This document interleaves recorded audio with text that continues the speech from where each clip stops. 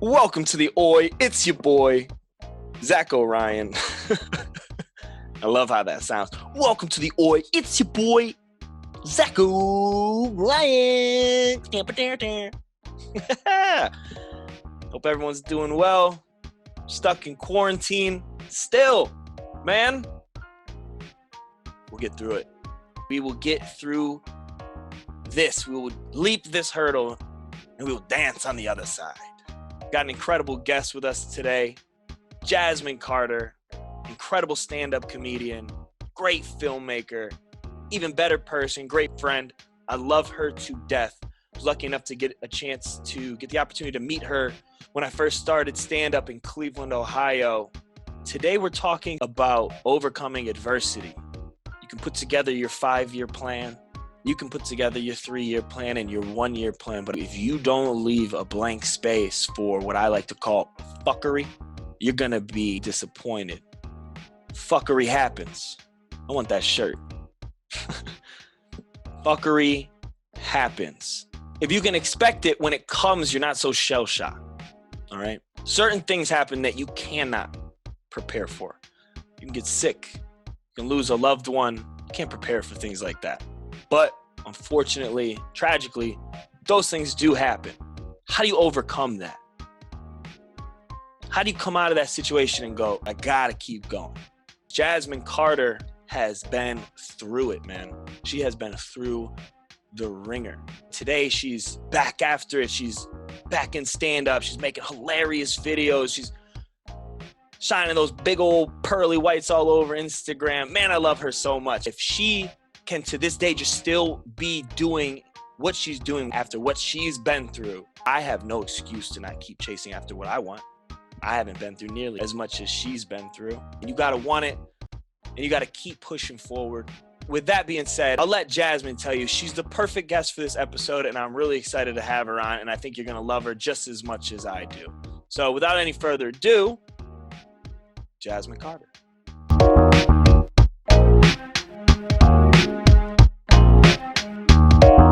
I still can't hear you. Can you hear me now? You can still hear me? Wait, say something? You hear me? Jasmyn! Hi. We're live, baby! Here. I can hear you. Dope. I'm going to edit that out, but we just spent the last 10 minutes trying to get these headphones to work. Hey, I'm gonna be honest with you. Zoom is kind of fucking up with me lately. Okay.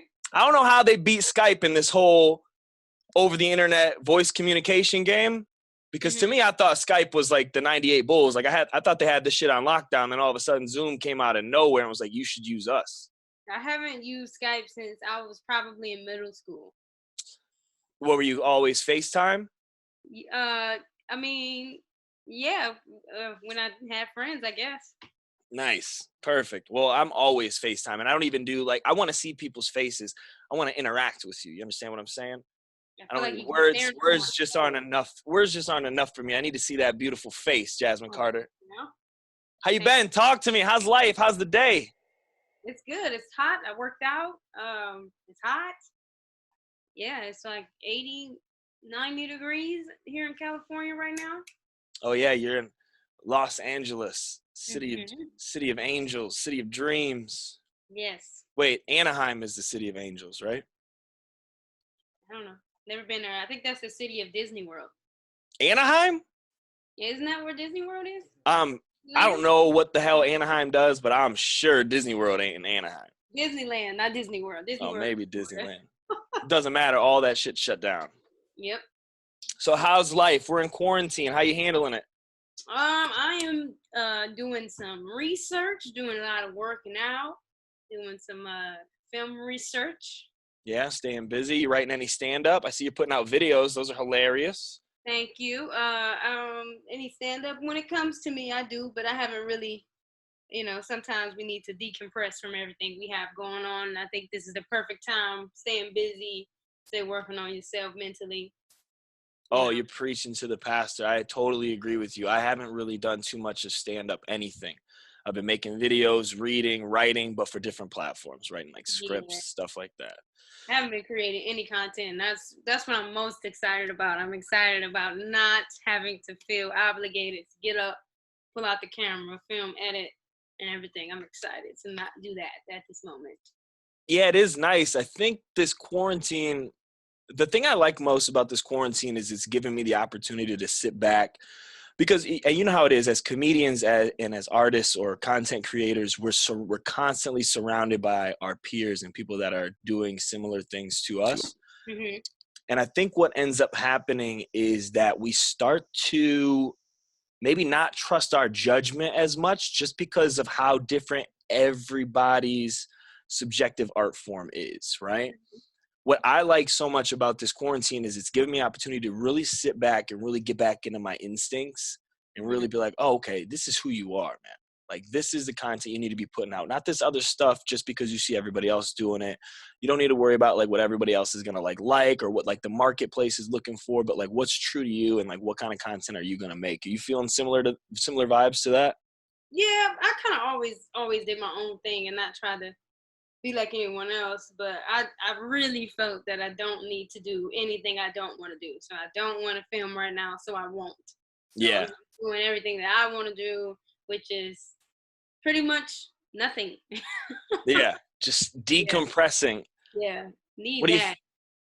I haven't really been paying attention to too much on like the laws and stuff or the quarantine regulations that's going down in Cali. Are y'all like talking about when you're gonna let people back outside? Did you open up beaches?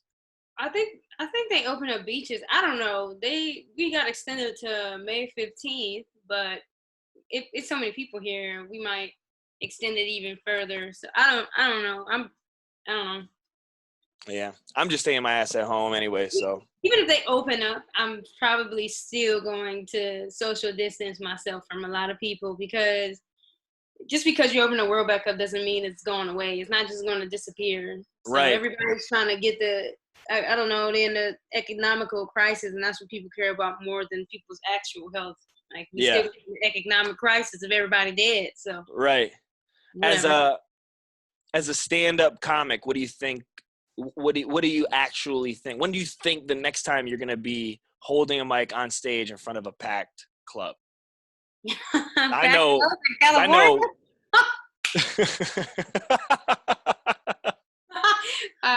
Woo! Yeah. Maybe I think sometime like June, maybe. June this year? Yeah. Maybe. Oh, you're more optimistic than me. Yeah. Jasmyn, I think if I'm being real with you, okay, so I also train at a gym, and I had a conversation with our owner today, and he was like, Zacho, to be honest with you, the conversation I had he's got like a friend that like knows our governor. He was like, the conversation I had with him is that we are not going to open gyms until at least August. Okay. That's so not that bad though. Like I feel like for gyms, like stuff that's like really gyms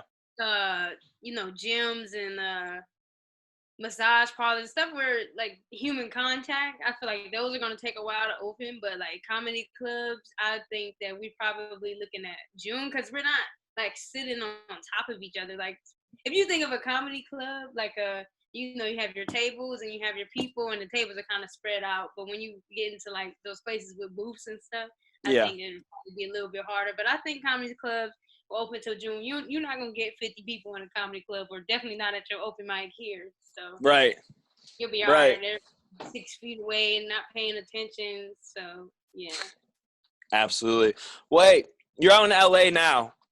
Why don't you tell us all how you got there? Because I'm in the loop a little bit, but I just remember you were like, I got to get to LA because I got to get on my shit, and I'm just going. And next thing I knew, you were gone. I was gone. You were gone. It wasn't, no, I'm leaving in 6 months. Let's have a party. It was like, I have a new area code, bro. Like, what?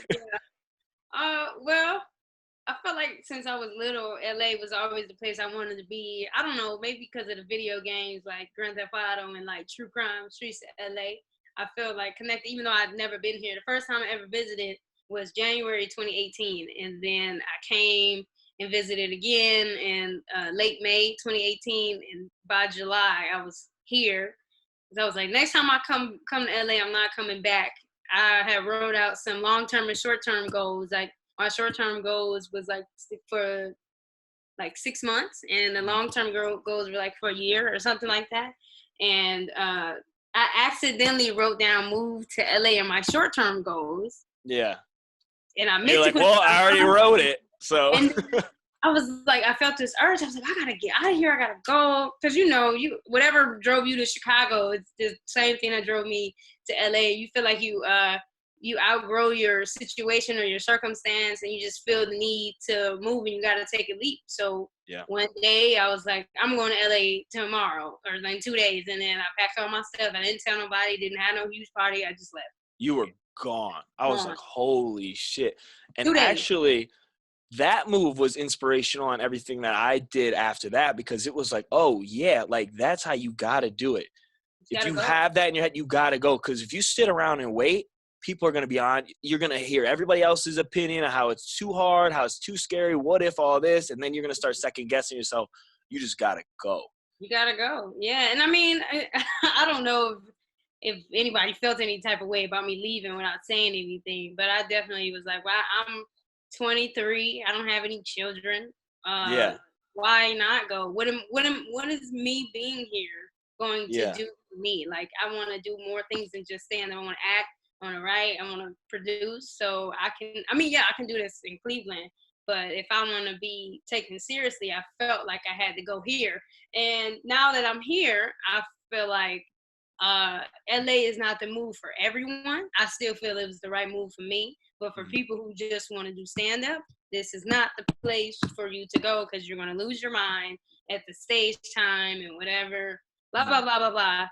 So let's actually talk about that for a second then. So when you decided when you were starting to look into LA, I kind of want to know your backstory a little bit, because I know you were in college first and then you started doing stand-up.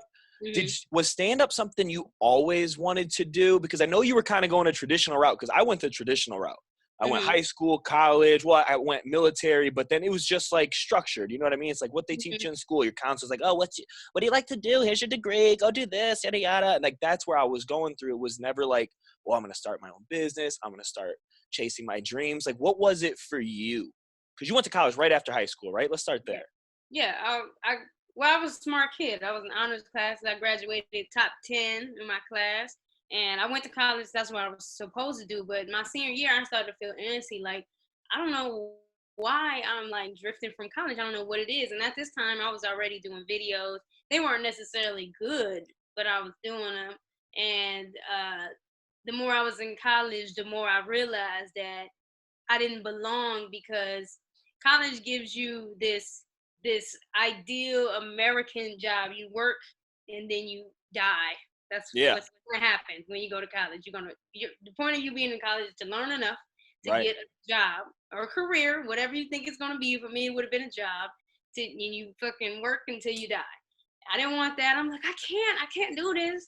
And the videos were going well. I was gaining a bunch of followers. I was, bunch of likes. At the time, wasn't no such thing as views.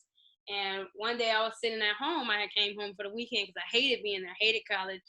And we were talking about videos. I'm like, oh, this video got like 3,000 likes or whatever, which was a lot at the time when you have like 15, 20,000 followers. And my nephew at the time was probably 10. He was like, so what are you going to do? I was like, what? He's like, what are you going to do? Are you going to like do stand up or something? I was like, no. And my mom was like, he's right. What are you going to do? What are you going to do with these videos? Where are these videos going to take you? It's like, I don't know. I never thought about doing stand-up. I didn't even think I could do stand-up. Never wanted to do it. Never even thought about doing it. And so the following year, I was kind of like entertaining the idea of it. And I was like, maybe, I'm not old enough. They ain't gonna let me into the clubs. I'm not 21, whatever. At the time, I like just turned 20, I believe. I was 19, 20, entertaining the idea.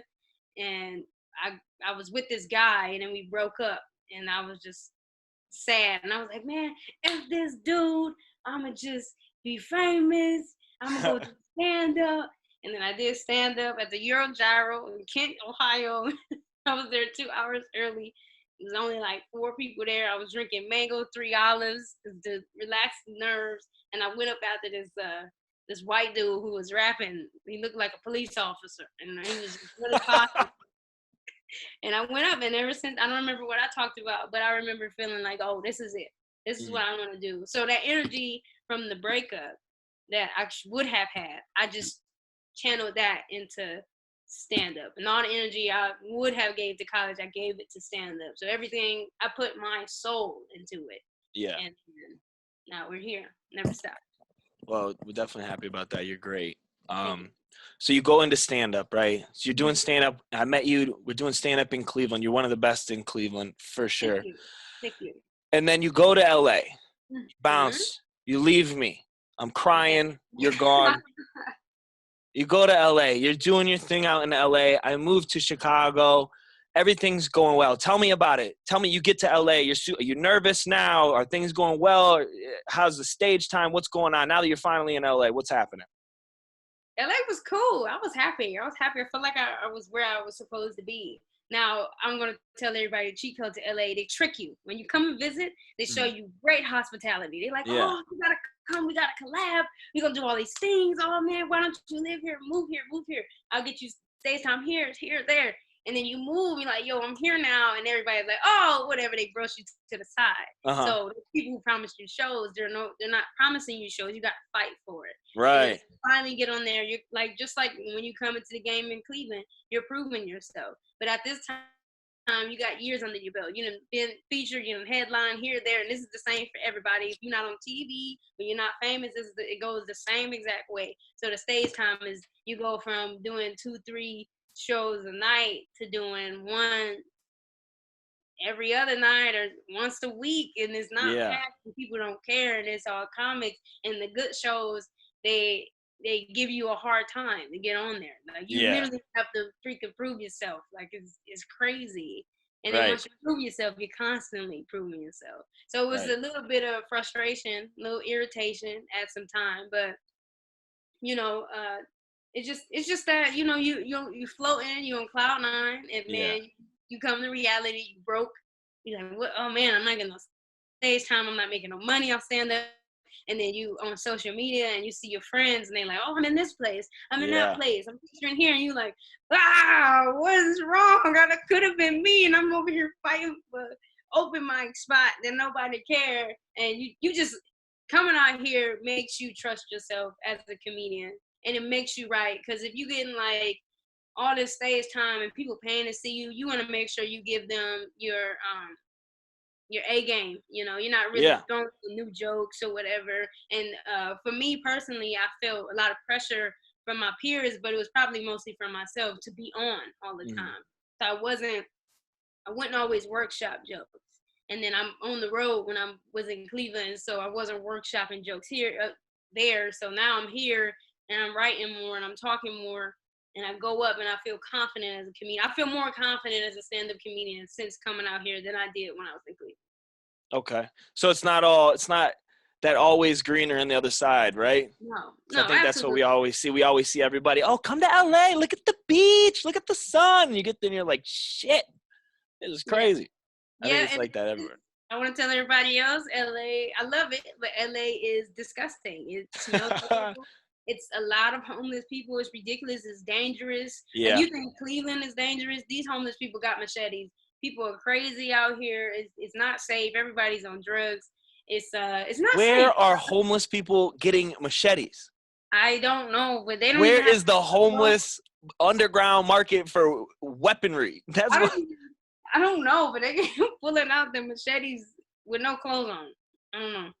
Did you just put chapstick on because I put chapstick on? I did. I do that all the time. If I'm walking down the street and I see someone, oh, dry lips, a little chappy, I go, oh, instantly I need chapstick, and I can't wait. I better have it on me. Yeah. So you're out in LA, you're doing stand-up. You doing videos out there too? Like, what happened with the videos? Did you start ramping those up? Did you get more focused on videos because like you needed to take a little bit of a step back on stand-up just because of the stage time? Or what'd you do when you realized like your stage time was was kind of was falling a little bit? I always was like into doing videos, so that I didn't increase or decrease. At one point I slowed down a little bit just because I felt like I was too accessible. And then after a while I was like, man, forget it. What else? Because I didn't have no job at the time. I didn't have a job, so I was like, well, I'm just gonna make videos all day. So I was making 2-3 a day, dropping them 7 days a week, whatever. But it had nothing to do with the stage time. I think the lack of stage time, I kind of became content with it. Yeah. I would like go to different shows and just hang out and network and stuff. So it wasn't all bad, you know. Nice. Well, you moved out. You made a huge leap. You moved literally from the East Coast, well, the Midwest. I guess Ohio is considered, but geographic. I've never understood that term, the Midwest. Yeah. If you look at a map, like prove me wrong, bro. I'll argue until my eyes bleed. There's no way the Ohio is Midwest of dick, bro. It's not Midwest of anything. It's really not. But anyways, and I don't even need to tell you because just your story alone kind of brings it up. The point of this podcast was I wanted to talk about overcoming adversity, and I know all the things that you've kind of gone through just from the move out west and the things that you've been through. So you're a perfect guest to reiterate that. If you had one, and we'll talk more on that as well, but like if you had a piece of advice, like most people don't chase their dreams for the sheer fact of they can't see what's down that road, right? Mm-hmm. So it's like if I get a job, right, I work 8 to 5, and through that 8 to 5 someone has handed me a list of things to do. Mm-hmm. I know what I got to do. At 5 o'clock I get off, I go home, feed the dog, I'm good to go, right? Mm-hmm. But when you chase something where you become the boss, and like basically the person who's crafting this whole new lifestyle, this whole new world for yourself, it gets intimidating because you don't have people down there to be like, this is what you're going to see. This is what you're going to have to deal with. This is what you're going to have to overcome. When it comes to things like that and overcoming the adversity with, things that you wouldn't expect to happen in your life, what kind of advice do you have people? What have you gone through where it was like maybe this huge unexpected hurdle, right? And then what kind of advice can you give people that are like, yo, I don't want to commit my life to being an actor because first of all, I don't know how to get started. Second of all, what happens in 6 months when I'm broke as hell and I don't know like even how to just be in a movie? Like these invisible hurdles, like how do I overcome that? What's your advice for people that are just too scared to like chase after what they want to do? I feel like saying chase your dreams is like cliche and it's easier said than done. But you literally have to trust yourself. You have to trust that what you believe is true. Because if it was not true, there will be no reason for you to believe it. That is your truth. So you have to do everything in your power to make everybody else believe the thing that you are, And you got to do everything. You know how you got to tell yourself over and over again until you believe it. Like make it. You got to do that. Like standing in the mirror like I'm funny. I'm funny. You don't really 100%. I mean, be honest with yourself for sure, but also still believe in yourself. Because if you believe in yourself enough, it will happen. Just how people believe in God so much that they fall asleep and they see an image of Him. It's the same thing. You literally have to believe in yourself. You have to trust yourself. You have to push yourself and give the same energy to yourself that you're giving everything and everybody else, because it's going to happen eventually. You just delay the process by not believing in yourself. I believe a lot of things are inevitable, and they are. You either do it when you're supposed to or you do it later. That's where you get like people have midlife crisis at 40 and they be like, oh, I'm going on American Idol and be a singer and drop an album. Because when I was 20 years old, I could have done it, but I didn't believe in myself. I had to get that degree. Then I got married and I had kids.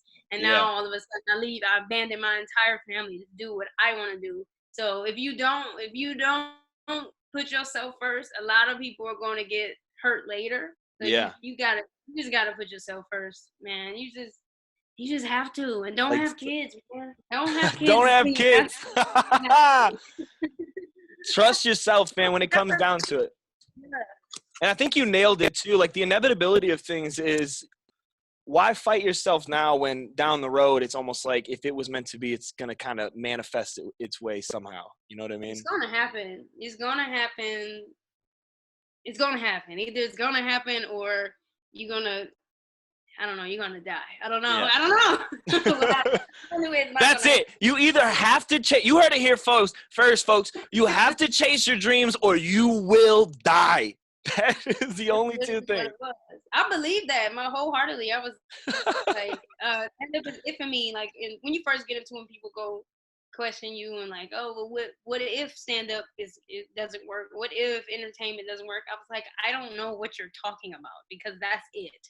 It's a strange thing. I'm glad you brought that up because it is a strange thing that happens. I don't think people like change. And I No. don't think they like to see other people being so willingly to accept the fact that they are okay with changing themselves because Mm-hmm. they don't have that inside themselves. Mm-hmm. So, but then what ends up happening is kind of like you said, once that switch happens and then you're just that person now, you're just a stand-up comic now, then it Mm-hmm. just becomes a thing. Because like now it would be weird if I went back to being if I went back to the corporate world. People would be like, what the fuck is going on? What You know happened? what I You mean? had so much potential. Yeah. So it's like it's both ends there. So definitely trust yourself because people are gonna talk shit. You might as well let them. You might as well be having a great time while they're doing it. Man, I can't, man. That's all people ever do. It's just because they see something in you, like you said, they see something in you that they can't get themselves. They can't. Well, they can. Anybody can do anything, but they just don't. They're not Yeah. willing to, or they think they're not strong enough to do Yeah. so. Like everything, whoever does, if you, man, you can do everything anybody else does. You just gotta find strength. People don't want to. I've been trying to do a better job of when I feel that itch to talk my shit, because we all get that itch, right? Okay. When I feel that itch to talk that shit, I'm thinking, all right, what is it about me that I don't like about myself that makes me not like this situation? And I can usually find it. If I'm being honest with myself, I usually be like, oh yeah, I haven't talked to my dad in 10 years. That's why this is the issue.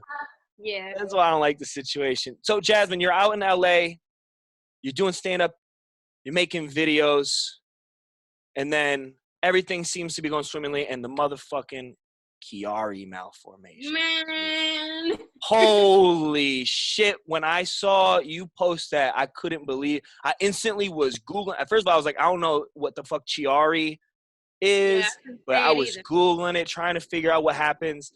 This is insane. You're in LA. You're from Cleveland. Your family's in Cleveland. You're in LA where it's already, let's be honest, it's already kind of, that's a terrifying thing to be all the way across the country from your family. So then what happens? Man. Walk me through that. What the hell happens? Okay, so like you saying, everything was going good. I was happy. Everything was cool. I still had a little bit of money in my pocket. I was literally laying down, and I was like, no, it was one day I was at one of my roommates had a show. He had a show, and I was like, man, I can't breathe, and I thought it was like anxiety, but I couldn't breathe for like 2 hours. So I go to the hospital, tell me it's anxiety, give me anti-anxiety medicine. I'm like, bruh, I'm tired of these freaking hospitals telling Black women they have anxiety. I don't have anxiety. I have a job. I'm fine. I'm 23. I don't have a job. I still have money. I'm doing great. Okay, I'm having sex. It's great. They're like, you have anxiety. Also, let me touch your hair. That looks great. Right. Get it on my nerves. So the very next day, what happened? The back of my head felt like it was burning. Like, what is going on? So I'm calling the hospital. I can't breathe again. I'm like, well, something's going on. My leg goes numb, or like my arm goes, my face goes, right side of my face goes numb, and it shoots down. I'm going to doctors, and I'm in and out of the ER, in and out. Everybody keeps telling me it's anti-anxiety. I had so much, what is it, Xanax, or whatever. I finally get a doctor of colors, Indian lady. She was like, okay, we're going to refer you to a neurologist. Finally go get an MRI. I get the MRI 2019, January 3rd, 2019, January 5th. They call me. The guy on the phone's like, hey, yeah, you have Chiari Malformation. Look it up. We're going to do a surgery on you. It's like a brain surgery. Yeah, you can look it up. It's going to be great. Yeah, I'm going to refer you to a doctor, Dr. Langston Holly. He'll be your surgeon. Hangs up. I'm like, well, okay. It's like, what? All that at once. All that just hit you at once. Whoa, boom. My time. I'm like, what are you talking about? You're telling me I'm healthy. I'm in the gym, strong, ripped 5 days a week, never had any health problems, no asthma, I'm not allergic to nothing. And you tell me I gotta have brain surgery? That don't make no sense. So then I call my mom, and then I'm like, no, I ain't gonna do it. I'm not gonna do it. But then the symptoms get worse. They get worse. I forgot I was in a car accident when I was in Houston, and I was opening for High Davis. We get in a car accident, it makes it worse. On Christmas, I lost function in one of my legs, and then I was fine after that. And then it just got worse. I was nauseous every day. I couldn't lift more than 10 pounds without feeling like I was gonna pass out. It was just a lot. We go get a second opinion. Cleveland Clinic is trash. The guy tells me I don't need the surgery, whatever. Then I go see another doctor. So you're back in Ohio now. I came back because everybody's like, if you're gonna have surgery, have it in Cleveland with your family. I didn't want to. I didn't like the doctors there. It was cold. The cold made it worse. I was in so much pain when I was home because it was a blizzard at the time. Then I scheduled a surgery February 25th, 2019, and it got really bad. And then we had the surgery, and it was fine. And then I was fine. I went off my meds cold turkey. I wasn't supposed to. Created a lot of problems. Now the meds, like just the pain meds, or are these obviously like anti-inflammatory? Pain medications. Yeah, pain medications. Hydrocodone, oxy, muscle. And that would cause complications to get off them? Damn, that's crazy. That's how they get people hooked on that shit. Yeah, because I was taking a lot. I was taking like enough to give me a heart attack for sure. I'm a small girl. I was taking a lot of medicine. Yeah, they tell you to wean yourself off of it, but the medicine started to make me high. So it was no longer like killing the pain anymore. So it was killing the pain, but it was making me high at the same time, and I didn't like it. My birth mother, she was on drugs, and I was scared I was gonna get addicted. So I was like, F it, I'm not taking this decomedicine. Bow. I was fine. 2 weeks, my mood was completely different. I was like detoxing mentally from the drugs. I was like angry. I was upset all the time. It was hard. And then not to mention the constant pain and just the recovery. It's how you can get back to work 4 to 6 weeks. It takes a smooth year. It's been a year now, and I feel like the best I've ever felt since the surgery. Good. But still have problems, headaches, still in and out the hospital. I haven't been in the hospital since September. Praise the Lord. Thank God. Nice. Yeah. So we good now. It's cool. And you're good. You weathered that storm, and how's everything going now? I mean, obviously we're in quarantine, but before this hit, you hit the ground running. Are you back in the swing of things now, or? Oh yeah. As soon as they took them staples out, I was like, all right, I'm back to the video, back to stand. I was doing stand up with staples in my head. I saw that. You're a psychopath. Yeah, it was like, I love it. Like what was that? Like a week after surgery, I had like 30 staples in my head. I was like, yeah, telling my jokes. Sick.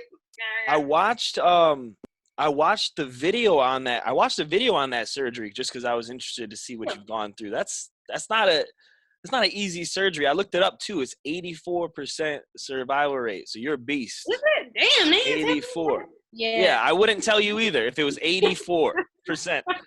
I wouldn't tell you if it was 94%, let alone 84. It was cool. It was I trusted my doctor. He was a cool dude. He was I had 2 surgeons, and one of them was black. I was like, I like this dude. Yeah, hell yeah. Only because he was real smooth. He was cool. He made me calm. The neurologist made me panicky. So I was having dreams about being on the table and waking up. So he was cool. And then he had this old white dude, was like the dude that taught him the surgery. He was old as dirt. I mean, I'm telling you, like, I swear he's like 90 years old. He was shaking and shit. Yeah. It was like, that dude better not be cutting me open. He was so old. But yeah, it was cool. And when you go into the surgery, I literally blinked and I woke up and I was like, did y'all do it yet? Yeah. Yeah, but I woke up. It was fine. I was high. I was laughing and talking. Everybody did not believe that I had just had brain surgery because I was laughing and talking and flirting with nurses. They kept asking me. You have some cute nurses in there? I don't remember. I was high. They were just calling me cute, so I just was saying stuff back to them. I had a cute one of them, like, surgical assistants. He was real cute. He was African. Like, you cute. Damn. Nice. Can you brain surgery, dude? Mm-hmm. Like if I would have told you when we first met, like, hey, you about to have some brain surgery one day, you'd have been like, you get out of here. Bro. Like, go ahead. You ain't gonna take me out this game. Jasmyn, you're a beast. I love you so much. I'm happy that things are going well for you. If you had one piece of advice to give anybody, what would it be in any situation? What do you tell? What do you tell people? What would you tell your little niece or nephew coming up in life? Do what you want to do. Don't listen to nobody but yourself. Trust yourself. You are the best. Everything that you want to be. Learn. Love yourself. Love everybody around you. Be cool. Be generous. And just believe in yourself, man. That's awesome. Where can we? Don't hate. You feel me? Haters gonna hate. So you might as well be having fun while they're hating. All right, Jasmyn, where can we find you, homie? Where you at? On Instagram __ JASMYN. You can also find me on Facebook, YouTube, Jasmyn Carter, JASMYN Carter, iTunes, Apple Music, Spotify, Pandora, Tidal, Amazon Music. Too much head. Jasmyn Carter. It's all about the surgery. My dog just threw up on my bed. Oh, go get the dog. I'm going to let you get out of here, and I'll close it up. Jasmyn, you're the best, dude. Take care. I hope everything goes well for you. All right, I'm a fan. man. I'm rooting for you. I love you. All right, love you too, boo. Bye. Thanks for tuning into the OI Podcast. Do me a favor, like, subscribe, and leave a review wherever you're listening. Visit us at www.theoipodcast.com. See you next week. Peace.